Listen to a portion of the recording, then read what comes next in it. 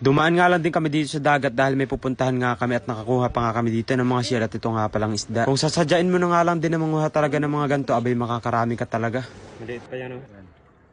Pwede na natin kainin. May nakapag-report nga pala sa amin na nabutas nga daw yung hose ng tubig dahil nadaanan nga pala ito ng bangka. Bali tinamaan nga pala ng LSC yung hose kaya naman nabutas nga pala to. At nadaanan ko pa nga dito si nanay, nangunguha nga pala siya ng tirik at kanya naman tong binibenta. At sabi ko nga sa kanya ibibili nga ako after namin maayos yung hose. Pero nang pagkabalik nga pala namin hindi ko na nga din siya nakita dahil umuwi na nga daw pala siya. So yun guys, may nakita tayo ditong kabobo. Kung tawagin dito sa amin yun, oh. Yan siya, oh. So bibiglain lang natin siya pagkuha. Yan, oh. Yan. Try natin kainin. Yan, gasan muna natin. Yan, ito na siya, oh. Pwede na natin kainin. Grabe sarap. Guys, so may pugita rito. Sige na. Hindi siya malata na pugita, no? Pero pugita yan, guys, oh. Ah, malaki din pala siya.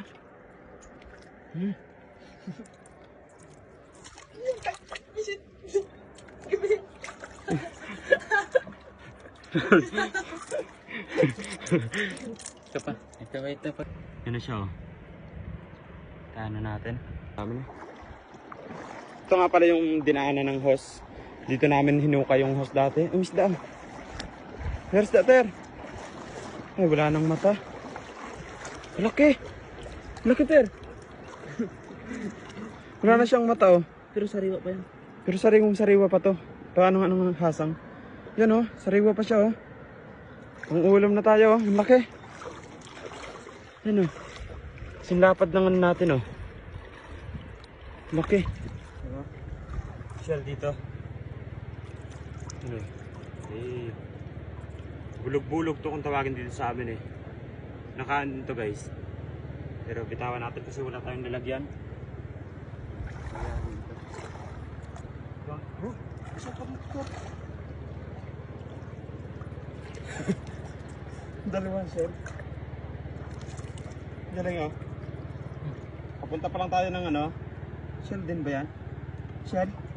Da. Hindi. Magato.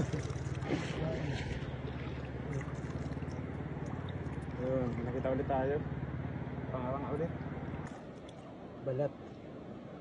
Laki. Laki ng balat. Kinakain to sa iba pero dito sa amin hindi namin kinakain to. Kaya dumarami sila naman dumarami dahil hindi naman sila pinapansin dito sa amin. Ang laki, no? Kung nakita tayong kabibi dito, maliit lang siya, oh.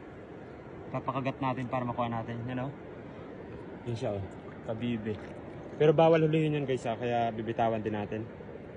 Maliit pa yan, oh. Malaki yan siya. Galing, no? So yun, guys, medyo malayo na tayo. Then meron lang ako na rinig kasi sabi dito, kaya pala namamatay yung mga isda dahil sa ano, kumakain daw sila ng mga kalabaw. Kasi nakaraang buwan, meron ditong lumubog na barko. Then napadpa dito yung mga kalabaw. So sabi nila kaya pala namamatay yung mga isda dahil daw sa, kasi bulok na yung kalabaw. Then meron din dyan yung mga aso, as in marami talagang namatay na aso. Then, kaya itong isda na to is itutapon natin kasi baka yun nga yung cause kaya sa namatay. Ayan. Yung mga shell na lang yung kukunin natin. Kaya siya malaki sana siya, oh. Pero itutapon natin.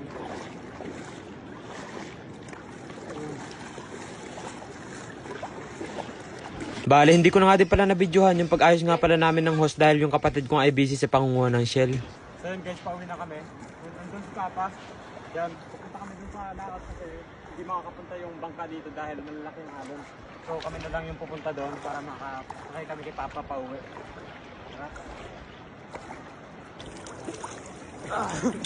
Ano? Langoy tayo kasi malalaki yung alon. Grabe.